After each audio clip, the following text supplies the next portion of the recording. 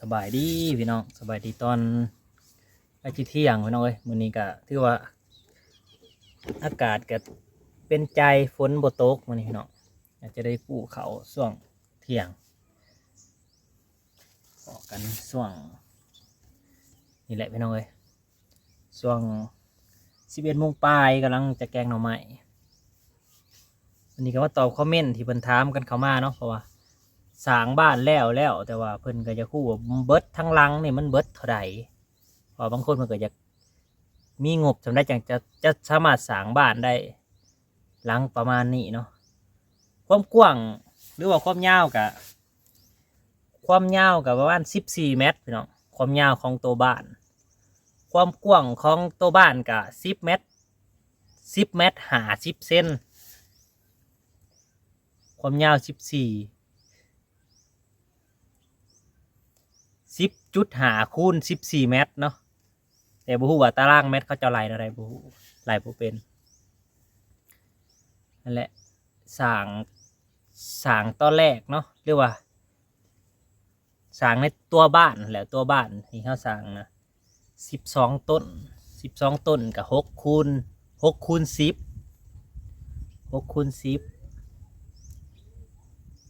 ใช้เวลาสร้างอยู่2 เดือนสร้างแรกๆเขาก็เบิดงบไปอยู่400,000 กว่าเนาะแรกๆนะก็เท่าไหร่อยู่ในราวๆ450,000นี่แหละอันทอโตบ้านนะวันนี้เขามาต่อเติมออกมาอีกนี่เสา8 ต้นเนาะ8 ต้นอยู่ข้างนี่5 ต้นข้าง5 ต้นแล้วก็หลัง3 ต้นก็เบิดอยู่รวมทั้งค่าสร้างทั้งค่าอุปกรณ์เท่ากับเบิดอยู่ประมาณ2,300,000 หา 2,500,000บ่ได้พี่น้องก็เบิดหลายเติบได้เพราะว่าค่าเล็กกับแพงขึ้นอุปกรณ์ทุกอย่างมันแพงขึ้นนะก็รวมแล้วอยู่ในราวๆ600,000เกือบ700,000พี่น้องบ้านหลังนี้นะเบิ่งคือบ้านหลังน้อยๆแต่ว่าค่าใช้จ่ายมันบ่น้อยได้เพราะว่าเขาเฮ็ดเองบ่เป็นจักอย่างเขาต้องจ้างเบิดนับแต่ทุกอย่างนะจ้างเบิดทุกอย่างก็ยังบ่ทันรีวิวให้เบิ่งจ้าแจ้งมาได้พอเพิ่นเฮ็ดแล้วเลยก็เพราะว่าเฮาก็ยังบ่ทันมีเวลาทำความสะอาดมันนะยังแบบยังเร่งเกี่ยวเขาแน่ก็ยังบ่ได้จัดแจงให้มันเข้าระเบียบเป็นหยังคั่งนั้นนั่นแหละบ้านนี้ก็เบิดอยู่600,000ปลายพี่น้องเอ้ยเบิดหลัง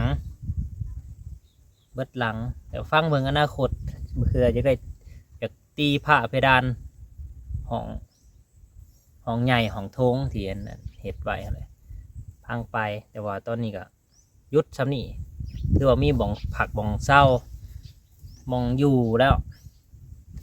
มีบ่องส้นห่มเนาะบ่องส้นห่มยามฮ้อนเฮาก็เฮ็ดถูกจังหวะเพราะว่ายามฮ้อนลมมันจะพัดมาทางทิศใต้พอดีเฮาก็หับลมถือว่านอนได้นอนเย็นพออยู่พอเศร้านะเดี๋ยวจะพาไปเบิ่งพี่น้องเอ้ยเดี๋ยวพาไปเบิ่งเนาะจะไปรีวิวแล้วก็ไปเบิ่งโต๊ะบ้านนะว่ามันบ่ได้คือไผดอกพี่น้องเอ้ยบ้านเฮาตัวบ้านเฮาจะบ่คือไผเด้อพี่น้องเด้อมันจะตายแบบว่าออกแบบเองนะมันออกแบบมาเองเลยได้มาแบบนี้อาจจะเป็นด้านหน้าแต่ว่าพวกสียังก็เฮาบ่ทันเก็บมันดอกพี่น้องยังบ่ทันล้ำซะยังก่อสร้างท่าให้แล้วนี่จากเปื้อนบัวนี่ยังนี่บ่ทันเก็บมันเดียวให้แล้วเขาซะก่อนนั่นแหละ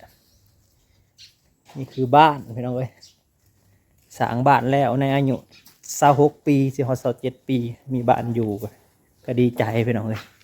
2 คนสร้างนำกันจะเบิ่งตัวใดก่อนพี่น้องจะเบิ่งตัวใดก่อน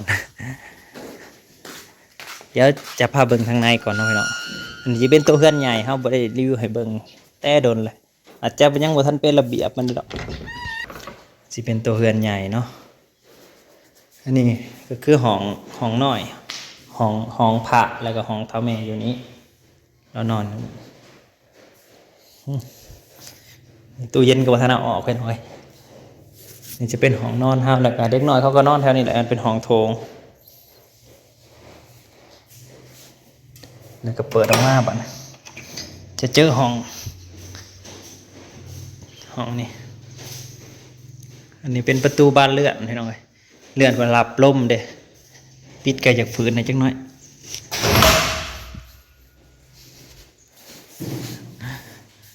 นี่ก็คือที่เห็นนั่นแหละก็จะบ่มีสิทธิ์ไปได้เพราะว่าสร้างมันก็เฮาออกแบบให้สร้างมันเฮ็ดให้นะมันก็แบบว่าบ่มีสิทธิ์ปานใดแต่ว่าโอเคอยู่พอกันลมกันยังได้อยู่ถ้าเฮาบ่อยากกัน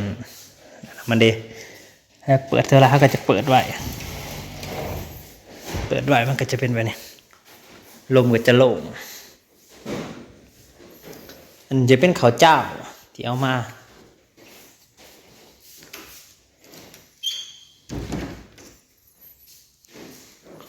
เป็นเฮือนครัวแบบนี้ออกไปเฮือนครัวนี่คือห้องครัวเนาะยังว่าท่านเห็นยังเลยนะห้องครัวก็ห้องครัวก็ยังว่าท่านทำความสะอาดยังว่าท่านคนยังเข้ามาเลยปะโล่งมาเบิ่งบ้านราคา600,000 ปลายเนาะทุกอย่างจ้างเบิด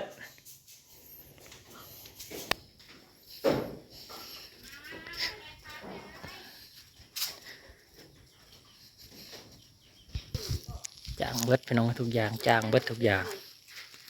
ตัวโรงจอดรถนี่ก็ความกว้างอยู่4.50 เมตรพี่น้องเลยคือรถนี่ครับเขาสบายเลยแบบจวดเข้าไปเลยแล้วก็มีบ่องนั่งที่มันเขาเคลียร์เขาออกไปมันก็จะกว้างจะโล่งคือถ้าเป็นรถนี่จอดได้2 คันเลยนี่จอดได้2 คันเลยรถเนี่ยเพราะว่าความยาวมัน10 เมตร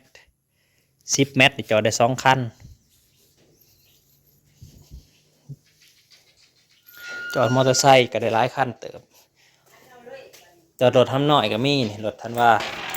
สไลด์ก็มีแต่รถทันว่าน้อยแล้วไปจอดแถวนี้จอดบ่ถูกมองรถทันว่าน้อยนะ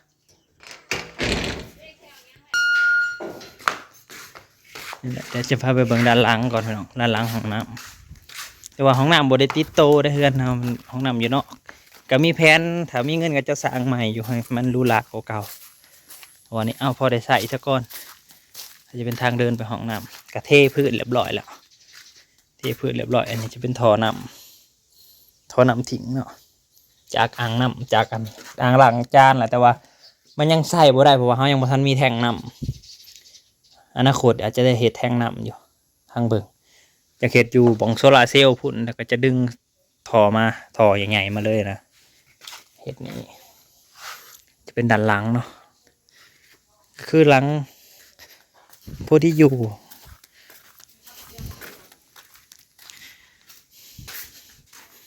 มีแผนว่าย้ำแรกจะปรับหนาดินให้มันเพียงกันแถวนี้จะให้เขาจะปรับให้มันโล่งๆให้มันกว้างๆเลยบอกให้มันรูปมันโน่นนะน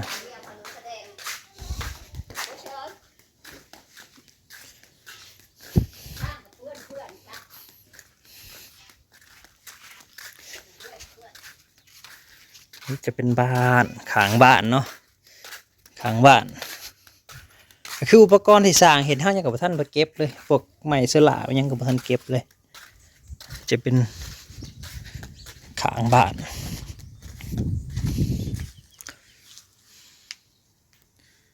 นี่แหละ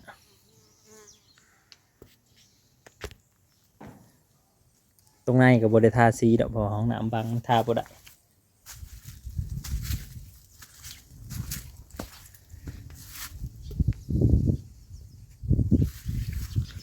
บ้านงบ600,000 กว่าบาท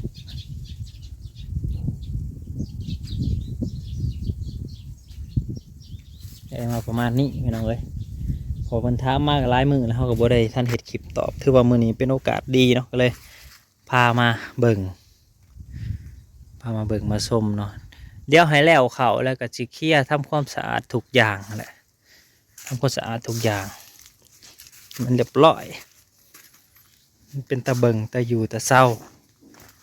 แต่ว่าตอนนี้ก็เล่งเห็ดเปียกเห็ดงานเจ้าของไปซะก่อนยังยากอยู่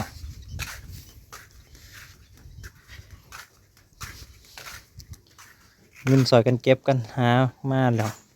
มาทุ่มใส่เห็ดบ้าน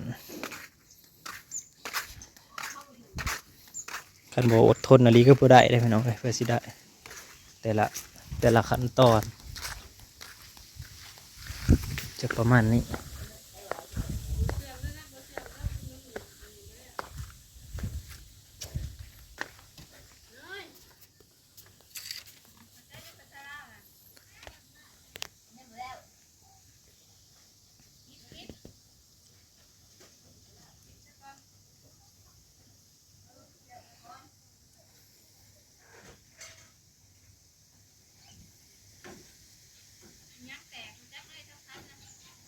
นี่สีก็ออกจะเป็นสีทะเลเนาะโทนสีผ้าทะเลผ้าทะเลอ่อน ประมาณนี้แนมกับสบายหูสบายตาอยู่สีนี่ก็ถือว่าโอเคอยู่แนมสบายตาบางคนที่ก็อยากสร้างเริ่มอยากสร้างก็คือว่าเอาแหละก้อนแรกก็ประมาณ150,000นี่เฮ็ดเป็นขั้นตอนก็เอาหลังคาก่อนก็ได้150,000ถ้าผู้ใดที่ว่าเก็บเงินเป็นรายเดือนหั่นเด้อยากได้มีเงินเป็นก้อนอยู่100,000ปลายนี่สร้างตั้งเสาสร้างหลังคาอยู่ใน150,000นี่ได้อยู่ก่อน2ก่อน3ก็ตามมานั่นน่ะสิได้แต่คันอยากเข็ดเทอเดียวก็เก็บให้มันได้จัก600,000นี่แม่นได้รถบ้าน600,000 700,000เต็มที่พี่น้องเอ้ยยังได้สำนี้เป็นบ้านทรงโมเดิร์นแต่ว่าบ่แม่นโมเดิร์นหลากหลายแบบเป็นโมเดิร์นแบบง่ายๆนะทรงง่ายๆทรงโมเดิร์นง่ายๆโมเดิร์นมันก็มีหลายโมเดิร์นเนาะโมเดิร์นแบบหลายๆโหมดหลายๆแบบก็มี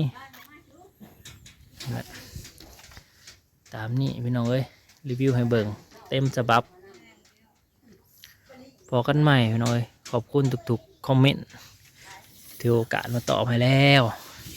เหลือแต่หลอดไฟที่สร้างต่อให้ทั้งนั้น3 หลอดจะซื้อมาติดแล้วก็จะเปิดกลางคืนมันจะหุงทั่วบ้านเลยนะแล้วขอบคุณทุกๆกำลังใจทุกๆคอมเมนต์เด้อขอบคุณบรรจุทุกคนเนาะนี่กำลังจะเห็ดกินต้มน้ำไหมอยู่